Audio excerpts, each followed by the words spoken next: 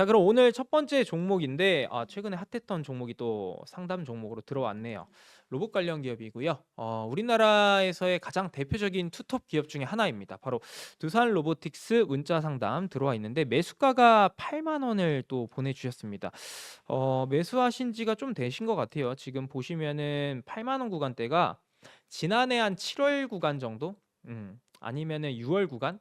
또는 뭐 이제 2023년 당시 이제 상장 당시 때 뭐 매수를 하셨거나 아니면은 뭐 조금씩 뭐 평균 매수 단가를 낮추면서 평단가를 8만 원에 맞추셨거나 하신 것 같은데, 지금 구간에서 8만 원까지 이제 반등 보여주기 위해서는 한 22% 정도만 반등이 나와주면 돼요. 근데 로봇 섹터의 이 20% 어렵진 않다라고 생각을 합니다. 물론 두산 로보틱스 같은 경우에 시가총액이 4조 원 정도 되는 로봇 관련 기업 중에서 우리나라에서 뭐 가장 이제 엉덩이가 무거운 기업 중에 하나라고 보셔도 되겠지만은, 지금 로봇 섹터의 분위기는 이제부터 시작입니다. 지난해 연말부터 해서 현재까지 분위기들이 너무 좋았었어요. 대표적으로 이제 온라인 국구처 시간에도 소개를 드렸었던 로보티즈, 이것도 분위기 오늘장까지 이어가고 있고, 그다음 무엇보다 제일 중요한 거는 삼성전자의 레인보우 로보틱스죠. 레인보우 로보틱스도 잠깐 보면은 분위기 너무 좋은 상황입니다. 여전히 시총이 4조 4천억 오늘 만들어 가고 있는 상황인데, 이게 이제 결국에 주가가 이 환경을 대변하는 것 같습니다. 그동안 이 대표 종목군들 다른 이제 자율주행이라든지 아니면은 뭐 첨단 산업, 우주항공 쪽 이런 것들이 반등을 보여줄, 강한 추세 상승을 보여줄 때 사실 로봇 섹터도 혁신 산업 중에 하나이지만 부각을 받지 못했습니다. 특히나 무엇보다 이제 테슬라의 어떤 그 일론 머스크 CEO의 이 휴머노이드 로봇 관련해서 시장에서 부각이 있었을 때도 로봇 관련 기업들 부각이 없었어요. 근데 그러다가 우리나라의 내부적으로 이 삼성전자의 레인보우 로보틱스의 추가 지분 확보 최대 주주로 등극했다라는 이 소식이 어떤 트리거 역할을 좀 보여줬고요. 그다음 두 번째로 CES 2025가 마찬가지로 이번에 그 다이브인이 가장 큰 주제였죠. 거기에 이제 AI가 가장 큰 핵심 키워드였고, 그 다음에 파생됐던 것들 중에 하나가 로보틱스였습니다. 그래서 이런 것들이 맞물리면서 우리나라 시장에서도 로봇 관련 기업들 분위기를 많이 타줬는데, 결국의 방향성은 이제 시작인 것이지 끝난 것은 아니라고 생각합니다. 물론 단기 상승에 따른 조정은 나아질 수 있겠지만은 분위기 자체는 여전히 트럼프 당선인 취임 시점 이후부터 혁신 산업에 따른 어떤 규제 완화들이 미국에서 어떤 정책적으로 굉장히 강하게 나와줄 수 있고, 그 이면에 그 안에서는 로봇 관련 기업들도 수혜를 받을 수 있는 업종이기 때문에 충분히 긍정적으로 바라보셔도 되지 않을까 싶습니다. 그래서 두산 로보틱스 같은 경우도 업황에 대한 분위기 자체는 긍정적이다 이렇게 보시면 되는데, 한 가지 해결해야 될 게 있어요. 지주회사 지배구조 개편에 대한 문제입니다. 원래 지난해부터 해서 두산 밥켓이 두산 에너빌리티에서 이제 빠져나오면서 두산 로보틱스로 들어오겠다 이런 이제 계획을 가지고 있었는데, 일단은 일단락됐어요. 앞으로 추후에 이제 흐름을 보고 다시 한번 좀 진행이 될 가능성이 있는데, 두산 밥켓이 만약에 두산 로보틱스로 들어오게 된다? 그럼 너무 긍정적입니다. 왜냐하면 두산 로보틱스는 아직 재무 건전성이 그렇게 크진 않은데, 밥켓이라고 하는 안정적 재무 구조를 가지고 있는 기업이 연결 자회사로 들어온다? 너무나도 매력적인 상황이 될 수 있죠. 그래서 이 지배 구조 개편에 대한 어떤 타임라인, 앞으로의 일정들 이런 것들을 좀 체크하면서 같이 바라보시면은 그래도 큰 방향성에서는 8만 원 구간 이상은 충분히 바라보셔도 되지 않을까. 그래서 우선 8만 원 돌파하고 나면은 9만 원 구간 정도까지는 열릴 수는 있습니다. 근데 아직 이거는 조금 기다림은 필요하다 정도로 보시면 될 것 같고요. 그래서 두산 로보틱스는 제가 앞에서 설명은 좀 길긴 했는데 결론을 내어 드리면은 그냥 지금 구간에서 홀딩하자. 만약에 비중이 10%도 안 된다? 그럼 추가 매수를 고려하셔도 된다라는 말씀 드리도록 하겠습니다. 자, 다음 이어서 이제 들어온 종목 한번 바로 보도록 할 텐데, 에이텍이 들어와 있습니다. 근데 사실 이제 제가 종목 상담을 하다 보면은 에이텍과 관련된 이런 기업이 들어오면은 사실 드리는 말이 딱 정해져 있어요. 매도하자라는 의견. 일단은 매수가가 33,000원이라고 또 보내주셨는데, 제가 33,000원 그러면 지금 현재 오늘 시장에서 32,250원 구간에서 움직임 가져가고 있죠. 한 2% 정도만 오르면 매수가인데, 사실 지금의 우리나라 전국을 좀 보게 되면은 정치적인 흐름들을 보게 되면은 이 에이텍과 관련된 인물의 어떤 지지율이 좀 많이 높아져 있는 상황은 맞습니다. 그에 따라서 주가 분위기도 정치 인맥주로서 수급이 많이 몰리고 있는 것도 사실인데, 변동성이 어떻게 나올지 모르잖아요, 우리가. 자고 일어났는데 그 해당 인물이 갑자기 아프다거나 아니면 그 인물이 갑자기 나 이제 정치 안 합니다. 또는 갑자기 어떤 문제가 발생한다. 이런 거 우리가 쉽게 예견을 하거나 예측하거나 이런 것들이 어렵죠. 그래서 정치 인맥주는 정말 당일 당일 저는 트레이딩 관점으로는 뭐 수급을 보면서 대응하는 거는 가능할 수 있겠지만은 뭔가 내가 예측하고 접근한다? 이거는 정말 너무나도 큰 어떤 불확실성을 가지고 내가 매매를 하는 것이기 때문에 저는 선호하지 않습니다. 그래서 에이텍 같은 경우는 물론 지금의 흐름을 보면은 수급적인 그 차트상에서의 수급의 흐름들도 보면은 물론 아직 살아있는 매물들이 많이 남아 있기는 해요. 상당 구간에. 근데 제가 앞서 말씀드린 것처럼 투자 원칙에 따라서 저의 개인적인 원칙에 따라서 저는 이런 정치 인맥주는 별로 선호하지 않습니다. 그래서 저는 매도 의견을 좀 드리도록 하겠고요. 만약에 이제 반등이 나온다 하더라도 살아있는 매물 구간대가 그렇게 많이 높이 있지는 않습니다. 1차적으로 보시면은 1월 2일자 고점 구간대 35,000 구간대 한 차례 있고요.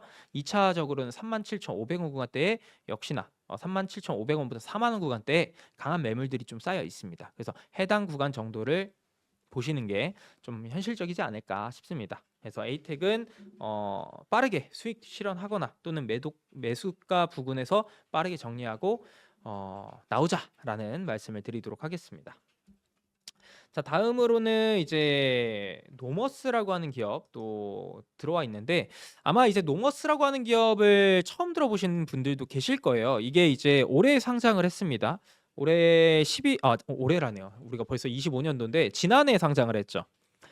24년도 11월에 상장을 했는데 이게 어떤 기업이냐? 그 우리가 이제 대표적으로 엔터 기업이라고 보면은 그 4개 기업을 잘 생각을 하실 거예요. 하이브, JIP 엔터, 그다음 YG 엔터, SM. 이 4개 기업들을 대표적으로 생각할 텐데 우선 이 4개 기업의 분위기를 먼저 한번 보자고요. 어떻습니까? 업황에 대한 분위기. 엔터 쪽. 너무나도 지금은 긍정적인 상황이에요. 물론 당장의 실적 개선세가 눈에 찍히는 건 아닌데 그래도 실적 개선세가 찍힐 것으로 확률이 굉장히 높은 상황입니다. 분위기도 지난해 저점 구간, 실적에 대한 저점 아니면 주가에 대한 저점보다 나빠질 이유가 없는 상황이에요. 그래서 지금 우려보다는 기대가 더 큰 것이 엔터 쪽인데 대표적으로는 여러 가지 이유가 있겠죠. 첫 번째로 가장 큰 게 결국에 이 아티스트들, 주력 아티스트들의 복귀. 그러면서 음원이라든지 공연 매출에 대한 가시성들이 올해부터 본격적으로 나오게 됩니다. 원래 지난해 연말부터 나오기 시작은 했어요. 근데 올해 더 폭발적인 어떤 가시성이 나와줄 그 확률이 높고요. 두 번째로는 이제 트럼프 당선인 이제 취임 이후에 본격적으로 바로 보편적 관세 부과를 이제 시행할 수 있겠죠. 근데 그런 상황에서 이 영향이 여파에 크게 이제 굴하지 않을 수 있는 업종들 고려해 보면은 미디어 콘텐츠 업종들입니다. 엔터도 마찬가지고요. 그래서 업황에 대한 분위기는 긍정적이고 노머스 같은 이런 중소형주의 어떤 엔터 관련 기업들 여기는 이제 어떤 거냐면은 그 이제 유통이라든지 솔루션과 관련된 뭐 예를 들어서 앞에서 말씀드렸던 그 4개의 대표 하이브 같은 이런 기업들은 자체적으로 공연이라든지 뭐 음원 판매, 음원 발매 이런 거 다 할 수 있어요. 근데 이제 일반 중소형 회사라든지 1인 기획사 쉽지 않습니다. 혼자서 다 준비하기 어려워요. 그런 것들을 대신해 주는 기업이 노머스라고 보시면 되고요. 앞에서 뭐 레퍼런스 자체도 뭐 아이유 뭐 이런 유명하신 분들의 레퍼런스 공연 준비라든지 이런 솔루션과 관련된 레퍼런스를 잘 가지고 있기 때문에 플랫폼 관련 사업을 한다라고 보셔도 됩니다. 그래서 올해 분위기 긍정적이고 이 업종 이 기업의 어떤 사업 구조상으로도 나쁠 것은 없는 상황이다. 이제 실적에 대한 부분만 보시면은 지난해까지는 영업 적자를 계속 꾸준히 기록을 했어요. 지난해 근데 주목해볼 괄목할 만한 어떤 성장 포인트는 22년도 이제 22년도 때 영업 적자 103억 기록을 했다가 23년도 때 큰 폭으로 영업 적자 축소를 시켰다가 죄송합니다. 지난해 이제 흑자 전환 영업 흑자 전환을 강하게 또 시현을 했습니다. 그리고 올해도 마찬가지로 컨센을 보시면은 매출액이 1,100억에 영업이익이 300억대. 거의 이제 이익률이 어때요? 27% 8% 정도가 나온다라는 겁니다. 근데 지금 현재 시가총액은 2천억. 상당히 이제 매력적인 환경과 실적에 대한 개선세 기대를 해볼 수 있는데 주가 이 몸집의 크기는 그걸 아직 따라가고 있지 못하다. 그래서 전 개인적으로 이 노머스는 매수하신 금액이 19,400원이라고 또 보내주셨는데 이거는 저는 좀 강력 홀딩 의견을 좀 드리고 싶어요. 그래서 오늘 매수를 하셨는지는 모르겠습니다. 오늘 매수하시고 시초가에서 좀 밀리고는 있겠지만은 이건 그냥 좀 기다리자. 대신에 비중 조절은 잘 하셔야 됩니다. 신규 상장주이기 때문에 비중은 최대 뭐 10%를 가급적이면 넘기지 않는 선에서 분할 매수 관점으로 계속 접근을 해보시면 어떨까. 그래서 노머스는 긍정 보유의 의견을 드리도록 하겠고요. 다음 이어지는 종목은 어보브 반도체 바로 한번 보도록 하겠습니다. 최근에 반도체 여러분들 좀 어떻게 보시나요? 반도체가 엔비디아가 다시 한번 좀 반등을 좀 보여주다 보니까 국내에서도 이제 반도체 관련 기업들 분위기가 나쁘지 않았었습니다. 특히나 최근에 삼성전자가 좀 강하게 57,000 구간대까지도 반등을 보여줬었고 어제자에서는 SK하이닉스가 삼성전자 쉴 때 또 강하게 또 치고 올라가는 모습.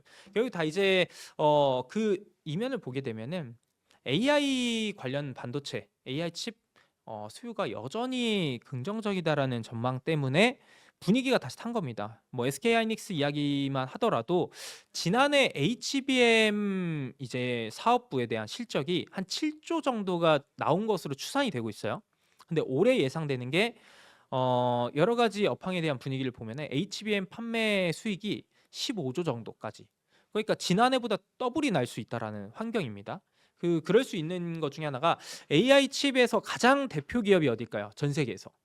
대만의 TSMC 꼽아볼 수 있겠죠. 근데 이 TSMC가 올해 요구 물량 자체가 원래 기존 생산량의 한 2배 이상을 요구를 하고 있는 상황입니다. 그 말인즉슨 수요단이 너무나도 견조하고 요구 물량 수준대로만 찍힌다. 계속 생산 캐파가 풀 캐파로 돌아간다.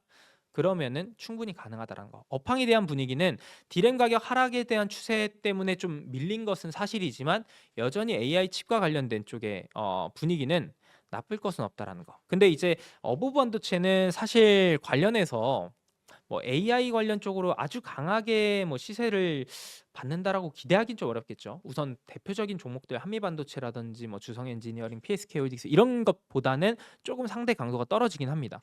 아무래도 이제 물론 이제 그 업황에 대한 분위기라든지 뭐 GAN 그 전력 반도체 삼성전자발 이슈가 있는 기업이긴 하지만 뭐 앞에서 말씀드렸던 핵심적인 기업이라고 현재 시점에서 보긴 좀 제한적이에요. 그래서 매수하신 금액대가 26,900원을 또 보내주셨는데 현실적으로 좀 말씀을 드려보자면은 26,900원까지 현재 어, 반등을 보여준다. 거의 이제 어, 조금은 쉽지는 않은 상황이다. 주봉으로 한번 보면은 26,900원이라고 또 보내주시긴 했는데 사실 제가 지금 26,900원이 보이질 않긴 해요. 왜냐면 찍은 적이 없는데 어쨌든 그냥 제가 그냥 예상을 해보건데 고점 구간에서 매수를 하셨다? 이거 현재 구간에서는 좀 쉽지는 않을 수 있습니다. 현실적으로는 아무래도 단기적으로 한 10,000원 정도 구간을 좀 바라보시는 게 맞지 않을까 싶고요. 그래서 뭐 만약에 이 정말 지난 24년도 연초에 고점 구간에서 매수를 하셨다? 지금은 그냥 뭐 손절하는 것은 크게 의미는 없습니다. 어쨌든 업황에 대한 분위기는 최근에 대표 기업들의 분위기를 봤을 때 주가적인 측면에서는 바닥 따지기를 좀 만들어가고 있는 하방 경직을 만들어 놓고 있는 구간이기 때문에 이런 구간에서 굳이 매도할 건 아닙니다. 그래서 지금은 좀 홀딩 의견을 드리겠고 만약에 내가 좀 정리를 하기를 희망한다 또는 매수 금액 자체가 아주 높은 상황은 아니다 하면은 1차적으로는 10,000원 언더 정도 딱 그 정도를 일단은 바라보시는 게 좋지 않을까 싶습니다. 자, 다음 이제 전화 상담 한번 이어가 보도록 하겠는데 바로 전화 연결해 보도록 하겠습니다. 우리 시청자님 안녕하세요. 예, 안녕하세요. 네, 안녕하세요. 오늘 혹시 어떤 종목 궁금하셔가지고 전화 주셨을까요? AP 위승이요. AP위성. 네, 혹시 매수가랑 비중 어떻게 되실까요? 11,500원에요. 40%요. 11,500원에 40% 수익권이시네요. 축하드립니다. 우선 11,500원에 40%시고 혹시 투자하실 때 어떤 관점으로 좀 접근을 하시고 어떤 부분이 좀 궁금하실까요? 사실은 지금 한 두 가지 정도 좀 질문 좀 드리겠습니다. 네네네. 사실은 저기 지금 현재 보면은 뭐 양자 컴퓨터부터 시작해가지고 지금 뭐 유리기판 이렇게 쭉 지금 돌아가면서 하는데 사실은 3월 달에 또 바로 그 4차 발사. 발사를 네. 하기 때문에 네. 그래서 지금 그 방송에 전부 다 지금 거의 뭐 유리기판 로봇부터 쭉 나오는데 지금 우주 관련주만 쏙 빠지고 있거든요. 그쵸. 우주 관련 그래서 쪽이 좀 쉬고 있죠. 예.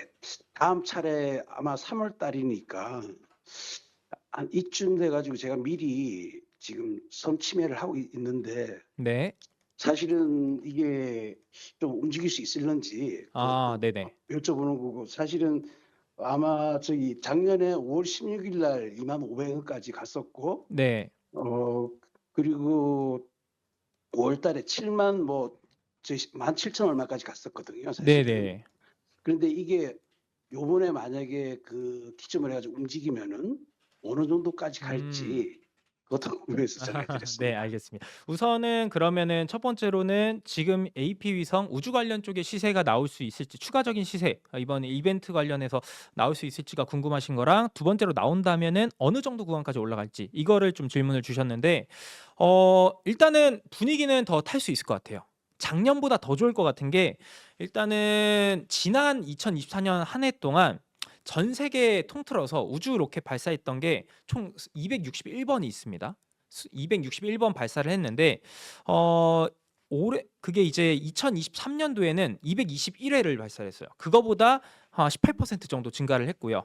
그리고 이제 올해 같은 경우는 이 스페이스X라고 하는 미국 기업이 가장 이제 발사를 많이 했는데 올해 여기서 이야기하는 부분이 한 180회 정도까지는 스페이스X 단독으로만 목표를 하고 있는 시점입니다. 그러면은 지난 한 해 261번보다 역시나 발사 횟수가 높아진다. 그 말인즉슨 우주 관련 쪽에 투자가 민간 유치부터 해서 뭐 정부에서 적극적으로 계속 이어진다라고 좀 보시면 될 것 같고, 당연히 이제 돈이 몰리는 산업은 주가적인 움직임도 긍정적일 수밖에 없어요. 최근에는 뭐 미국에서 우주항공 쪽이 좀 쉬어가고는 있지만 역시나 일론 머스크 관련 그리고 이제 트럼프 트레이드 관련해 가지고는 우주항공을 빼놓고 갈 수는 없습니다. 왜냐하면은 일론 머스크가 추구하는 이 사업 구조가 테슬라의 자동차, 그다음 뭐 이제 휴머노이드 로봇, 그 인프라 관련해서 모든 것들을 이제 통합 솔루션 시스템을 만들려고 하는 거에서 가장 핵심이 우주입니다. 위성을 통해서 그런 것들을 다 네트워킹을 연결해야 되기 때문에. 그래서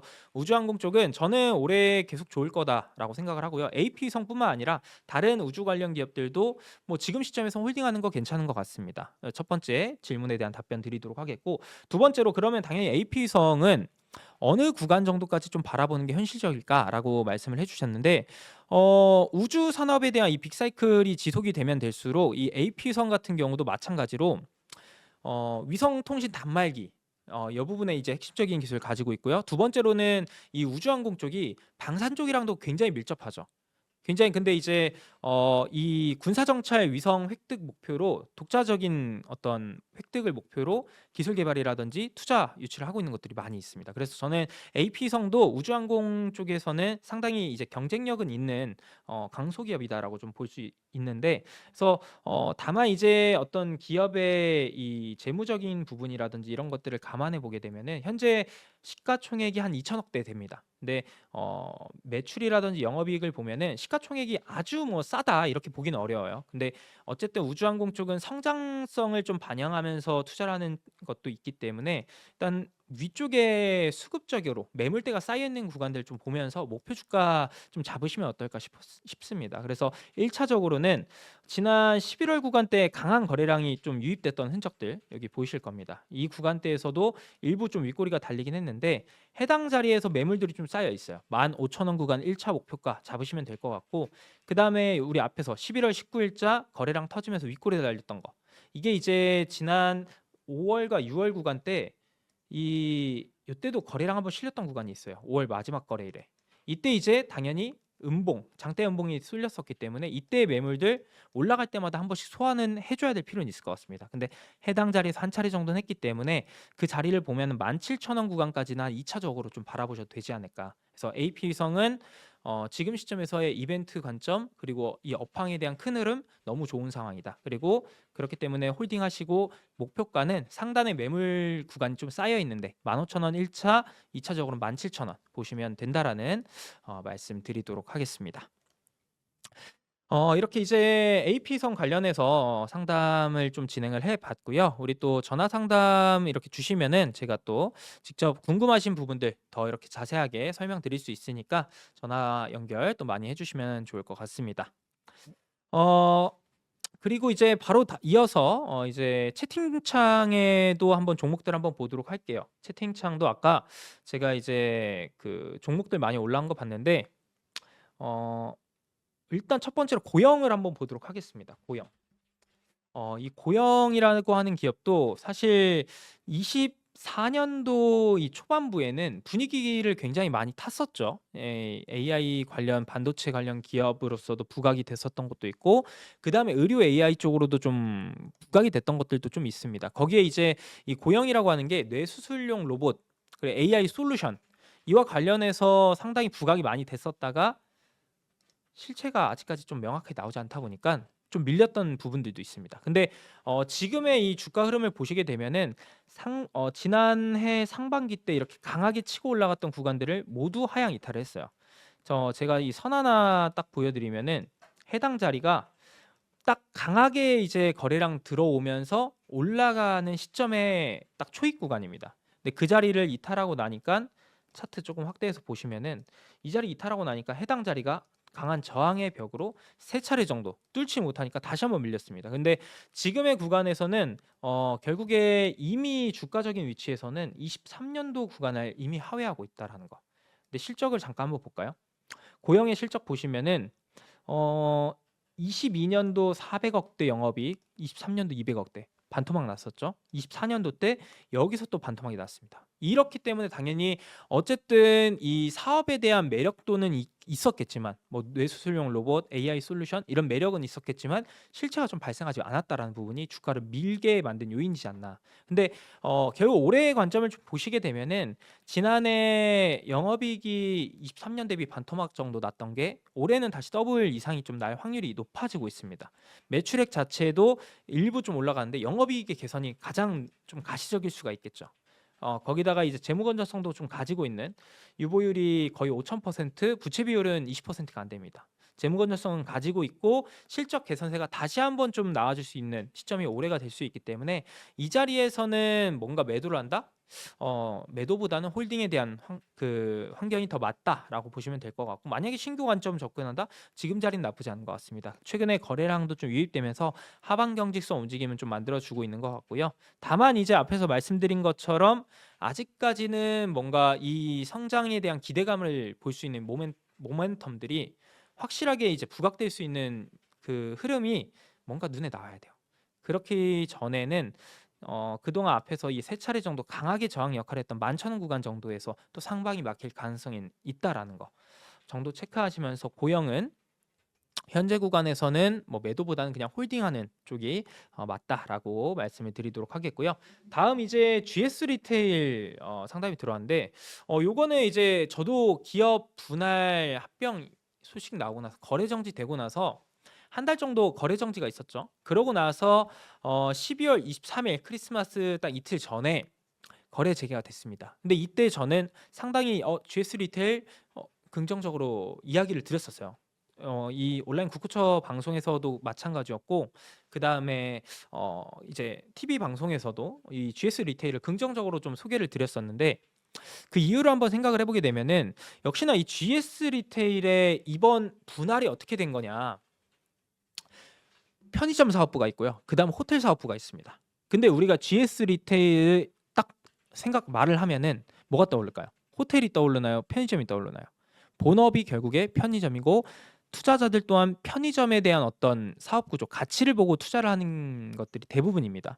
근데 그동안 이 본업 가치의 저평가를 만들었던 가치의 어떤 정상적인 평가를 받지 못하게 만들었던 요인이 호텔 사업부가 좀 껴있었기 때문입니다. 근데 이거를 이제 찢어 놓은 거죠. 분할을 시킨 거고 이제 호텔 사업부는 호텔 사업부, 그다음에 이 편의점 사업부는 편의점 사업부대로 가는 것이고 애초에 이 분할 목적 자체도 주주 가치를 좀 제고하기 위한 주주 환원을 좀 하기 위한 움직임이었고 경영에 대한 효율화를 만들기 위한 목적이었기 때문에 이 분할 이벤트는 나쁘지는 않은 것 같다. 그리고 이 편의점 사업부도 사실 지금 우리가 체감만 하더라도 월급 받고 우리 직장인분들 월급 받고 뭔가 마트 가가지고 내가 오늘 뭐 살지 막 고기 사고 막 이런 거 하더라도 체감하실 거예요. 물가가 너무 높습니다. 소비에 대한 지출이 그렇게 많지는 않기 때문에 이 소비 관련 기업들 이마트라든지 뭐 신세계 사실 주가는 좋지 않은 거 사실입니다. 그래서 마찬가지로 GS 리테일도 지금은 이 소비 업황에 대한 분위기가 좀 둔화되어 있기 때문에 주가는 좀 눌려 있을 수는 있겠지만은 편의점 사업부는 경기에 그렇게 민감하지 않아요. 왜냐하면은 지근거리에 있죠. 우리 집 만약에 새벽에 나와서 뭐 사겠다? 어디 가요? 다 편의점 갑니다. 지근거리에 있다라는 가장 큰 장점. 그리고 이 품목들도 보게 되면은 사실 경기 변동에 아주 민감하게 반응하는 품목들이 없습니다. 대부분. 그렇기 때문에 사실 이 업황에 대한 둔화 움직임에서 좀 빠르게 회복을 보여줄 수 있는 업종이 그 사업 부문이 편의점 사업부고 GS 리테일이 우리나라에서는 편의점 쪽으로는 가장 이제 그 유통망들이 잘 갖춰져 있습니다. 그래서 GS 리테일은 오히려 저는 지금 구간에서는 저가 매수의 관점도 괜찮은 종목이고 만약에 분할 이후 거래 재개됐을 때 뭐 19,000원, 19,500원대 뭐 매수를 하셨다? 이건 뭐 추가 매수를 좀 고려를 하셔도 현재 구간에서 괜찮지 않을까. 최근에 이 투자자별 매매 동향을 보시게 되면은 뭐 기관이나 연계금은 좀 매도를 하고는 있지만 꾸준히 외국인 중심의 거래 재개 이후에는 순매수 흐름들은 조금 더 높다라는 거 체크도 같이 해보시면 될 것 같습니다. 그래서 GS 리테일은 홀딩 의견을 좀 드리도록 하겠고요. 다음 이제 문자 종목 또 상담 이어가 보도록 하겠습니다. 채팅창에 생일 축하드려요라고 올려주셨는데 그 아마 제가 아니고 오늘 다른 분의 생일입니다. 임채욱 대표님 생일이신데 저는 4월이라는 거 4월에 찾아와 주셔서 또 생일 축하해 주시면은 좋을 것 같습니다. 그때까지 저는 온라인 국고초에서 여러분 종목 상담 열심히 도와드리도록 하겠고요. 이어지는 종목 한번 또 보도록 하겠습니다. 한진칼이 들어와 있는데 한진칼 잠깐 볼까요? 한진칼 주가가 최근에는 박스권에 좀 갇혀 있는 상황입니다. 매수하신 금액이 8만 원 또 보내주셨는데 얼마 안 남았어요. 한진칼 지금 8만 원까지는 현재 주가 대비했을 때 한 4% 정도만 올라주면 돼요. 근데 이거는 너무 가능하지 않을까. 물론 항공 업황에 대한 분위기를 먼저 좀 고려를 해보게 되면은 여행 수요는 좀 많이 늘어나고 있습니다. 특히나 이번 1월에 이제 연말에 설 연휴 앞으로 대체 공휴일이 또 생겼습니다. 여객 수요 다시 늘어날 수 있는 어떤 모멘텀 충분합니다. 실제로 이제 그 아웃바운드 수요라든지 인바운드 수요도 계속해서 늘어나고 있는 추세이기 때문에 이 수요 자체는 견고한 상황입니다. 근데 주가는 왜 못 오르냐? 주가를 누르는 요인이 있죠. 환율입니다. 결국에 그것 또한 항공주들이 이제 보면은 사실 고환율은 이 항공 업황주, 우리나라 항공주의 입장에서는 아웃바운드 수요를 좀 위축시키는 요인으로 작용할 수 있기 때문에 부정적인 것도 사실입니다.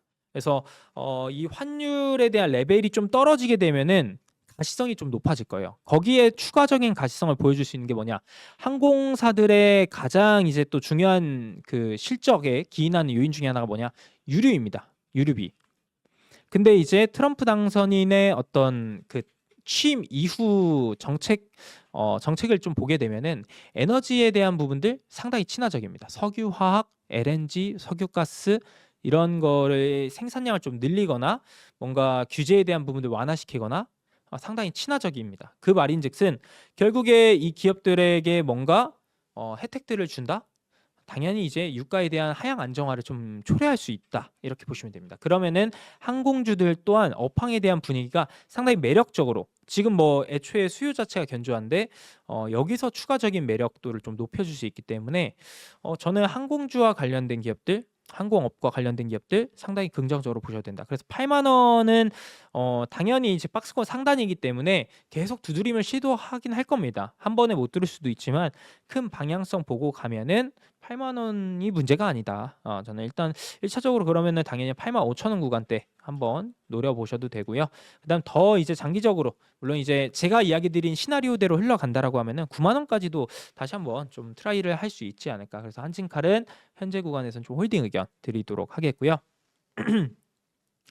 다음 이제 동서 기업이 또 들어와 있습니다. 동서 현재 주가도 한번 보면은 24,150원에서 움직임 가져가고 있고 매수가가 27,700원 또 보내주셨습니다. 현재 주가에서 동서가 매수가까지 27,700원까지 올라오려면은 자 어디 봅시다. 지금 구간에서 한 14% 정도 올라와야 되거든요. 근데 최근에 이게 올라왔었던 이유를 좀 고려를 해보게 되면은 이 동서가 어떤 기업인지는 알고 계실 거예요. 우리 커피 믹스 커피 하면은 떠오르는 맥심 있죠. 예.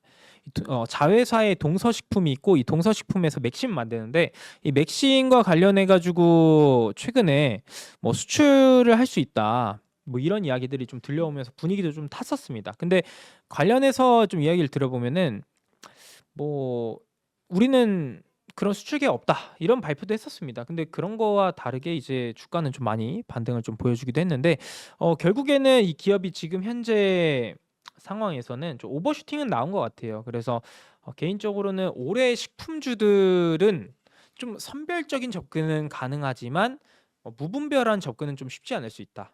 그래서 동서 같은 경우는 일단 수출에 대한 모멘텀들이 뭔가 나와주고 그거에 따른 어떤 실적 현상가 나와주면 모르겠지만 그런 것들이 아니라면은 좀 쉽진 않을 수 있습니다. 뭔가 제가 모르는 어떤 이벤트가 터져주면서 모멘텀에 의해서 올라갈 수도 있겠지만은 현재까지에서는 뭐 그런 것들이 크게 보이진 않아요. 그래서 동서는 조금 비중 축소에 대한 부분도 좀 접근을 해보실 필요가 있을 것 같고 식품주 얘기가 나와서 잠깐 말씀드리면은 올해 식품주도 역시나 우리나라 관련해서 이 종목들 접근을 해보게 되면은 우리나라 기업들 중에서 우리나라만 가지고 있는 강점을 가지고 있는 기업들 그런 기업들은 살아남을 겁니다. 이익성이 더 잘 보장이 된다면. 왜냐하면 앞에서도 제가 외국인 수급 말씀드릴 때 여전히 이제 강달러에 대한 환경이 너무나도 이어지고 있어요. 실제로 달러에 대한 어떤 롱 계약, 롱 포지션 자체도 계약 금액이라든지 물량 자체가 여전히 굉장히 많은 물량들이 롱에 베팅을 하고 있기 때문에 환율이 떨어질 수 있는 어떤 요인에 지지할 수 있는 근거가 없습니다. 그래서 더 중요한 건 뭐냐면은 결국에 외국인들 입장에서는 우리나라를 볼때 우리나라 뭐 10년 내 최저점 수준의 밸류에이션이다. 코스피도 그렇고 코스닥도 그렇고 이런 얘기 많이 들으셨을 겁니다. 근데 외국인 투자자들 입장에서 우리나라를 볼 때 결국엔 밸류에이션도 밸류에이션이지만 사실 그거보다는 더 우리나라의 매력도를 느끼는 포인트는 이익성입니다. 기업들의 수출에 대한 포인트가 늘어나야 된다라는 건데 사실 이익 추정치는 계속 좀 감익이 되고 있어요. 떨어지고 있기 때문에 그런 것들 감안해 보면은 식품주들 내에서도 뭔가 수출에 대한 물량들이 늘어나면서 삼양식품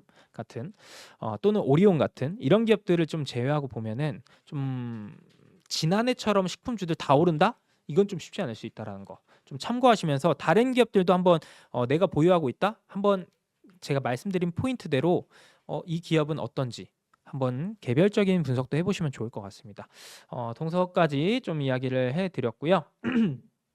다음 또 이제 전화 연결되어 있습니다. 바로 한번 연결해 보도록 할게요. 자, 우리 시청자님 안녕하세요. 안녕하세요. 반갑습니다. 아, 새해 네, 복 많이 반갑습니다. 아, 우리 받으세요. 시청자님 새해 복 많이 받으세요. 네. 네, 오늘 어떤 종목도 궁금하셔 가지고 문의 주셨을까요?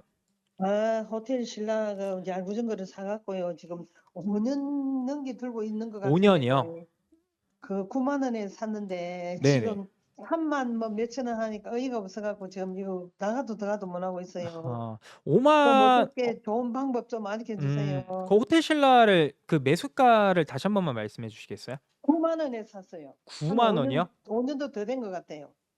9만 원 말씀하신 게 맞으시죠? 9만 원, 9만 원. 그 혹시 비중은 혹시 어떻게 되실까요? 30%요. 30%요? 네. 그래도 일단은 5년 동안 가지고 계셨는데 비중을 더 늘리시지는 않으신 거는 잘하신 것 같아요. 아이고 엉성스러워하고 그 물린 거 그것만 있지 더 이상 안 음. 살라고요. 물타기도 안 했어요. 네. 그러면 혹시 제가 먼저 한 가지만 여쭤보면은 호텔 신라 지금 5년 동안 가지고 계시는데 지금 현재 시점에서 뭔가 이거를 계속 좀 가져갈 생각을 하고 계신 거예요? 아니면은 조금은 비중을 좀 줄일 것도 생각은 일부 해보신 적은 있으실까요? 9만 원 주고 산 게 4만 원도 안 하는데 지금 팔고 나면 나 걸배야 되는데요. 들고 음, 있어야지. 그쵸. 사실 내일이라도 들고 있으려고 끝까지 내 본전 올 때까지 들고 있을 생각이에요. 일단은 맞습니다. 그게 제가 왜 여쭤봤냐면은 사실 네. 지금 뭔가 정리를 하고 갈아탄다? 그러기엔 너무 늦었어요, 사실. 지금 지금 주가에서 9만 원까지 가려면은 딱 보면은 지금 현재 한 38,900원 가져가고 있는데 현재 주가 대비했을 때 한 130% 정도는 올라줘야 돼요. 근데 호텔신라의 이 실적 한번 잠깐만 보면은 제 화면 잘 보이시죠? 보면은 2020년, 21년, 22년, 23년 보면은 실적에 대한 흐름들. 일단 20년도 저점 찍고 이때 코로나였죠. 영업 적자를 찍고 나서 1,100억대, 그다음에 700억대, 900억대. 근데 이제 지난해 보면 200억대입니다. 사실 지금 시점에서 뭔가 100% 이상의 상승을 기대하기는 좀 어려운 건 맞아요. 근데 다행인 건 뭐냐면은 내년도 올해를 보시게 되면은 예상되는 수준이 이제 1,000억 정도의 영업이익은 기대가 됩니다. 근데 아직까지 업황을 좀 고려해 보면은 컨셉보다 좀 떨어질 수는 있어요. 근데 그렇다고 해서 작년보다 나빠진다는 거는 아닙니다. 작년보다 좋아질 거는 좀 어느 정도는 좀 맞는 말이 될 수 있습니다. 그래서 현재 시점에서는 당연히 전년보다는 올해 주가 반등은 좀 나아질 환경은 있을 것이다. 근데 다만 그 시점은 여전히 이제 면세 업황에 대한 흐름들이 좀 회복이 돼야 돼요. 근데 이렇게 빠질 줄 몰랐네 진짜. 아 참. 근데 이거는 사실 뭐 지금 시점에서는 뭔가 비중도 30%이고 그리고 이제 주가 하락도 너무 컸었기 때문에 그냥 말씀하신 그 내용대로 그냥 계속 가져가실 수밖에 없습니다. 지금 시점에서 손절은 너무 의미가 없는 거고 현실적으로 이제 올해 실적 컨센을 보면은 그래도 전년보다는 한 영업이 한 4배 정도 만약에 컨센대로 나온다? 그럼 4배 정도 올라갈 수 있어요. 그러면은 지난해 23년도 고점 수준이 딱 9만 원이에요. 네? 지난해 2023년도 고점이 9만 원이에요. 9만 원. 예. 근데 작년보다 영업에 대한 부분들이 한 4배 정도 잘 나온다? 이게 물론 주가에 다 고지고대로 반영되면 너무 좋겠지만 그렇지 않는다 하더라도 최소한 6만 원 구간 회복은 시간의 문제이지 어려운 건 아닐 거라고 생각을 합니다. 물론 현재 추세에서는 올라갈 때마다 저항 받을 게 너무 많아요. 현실적으로 보면 4만 5천 원대도 한번 좀 뚫어야 될 자리가 있고 5만 원대도 있고 그 다음에 5만 5천 원대도 있고 너무 산이 많습니다. 근데 그렇다고 해서 지금 자리에서는 뭔가 더 나빠질 것은 없기 때문에 저는 저 호텔 신라가 명색이 이부진이가 하는 건데 그렇다고 해서 아무리 다 좋은 건 아니에요. 그렇게 따지면 우리 이렇게 빠질 줄은 삼성전자 한번 볼까요? 삼성전자 이재용 회장 네. 너무 좋잖아요. 근데 삼성전자 주가 왜 안 그것도 갈까요? 그렇고. 그런 한국 맥락입니다. 기업들이 전부 다 엉망진창이라 지금. 그래도 이제 우리 이렇게 생각합시다. 앞으로 어쨌든 지금 손절하는 건 의미 없는 것이고 갈아타는 것도 의미 없습니다. 그럼 우리가 안 팔아요. 안 팔아야죠. 기다려야 되는데 이제 기다림의 그 마음만 좀 더 굳건하게 가져가자. 작년보다 영업에 대한 부분들이 늘어난다라는 포인트. 그거 좀 생각하시면서 좀 잘 버티시면 어떨까? 좀 힘내자라는 말씀 좀 드리도록 하겠습니다.